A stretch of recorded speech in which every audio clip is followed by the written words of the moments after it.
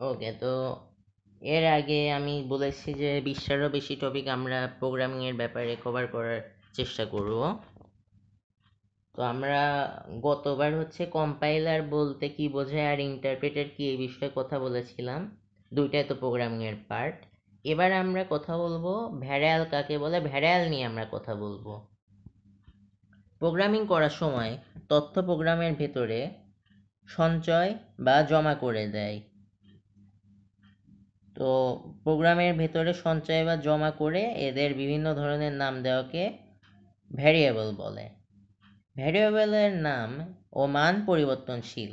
একজন প্রোগ্রামার বা যিনি প্রোগ্রাম লিখেন তিনি চাইলে প্রোগ্রামের একটি লাইনে ভ্যারিয়েবলের মধ্যে তথ্য রাখার পর অন্য লাইনে সেই তথ্য পরিবর্তন করে ভিন্ন আরেকটি তথ্য জমা রাখতে পারেন। আচ্ছা, আমরা একটু হচ্ছে ভ্যারিয়েবল নামকরণের নিয়ম কিসের উপর নির্ভর করে এটা নিয়ে একটু কথা বলি।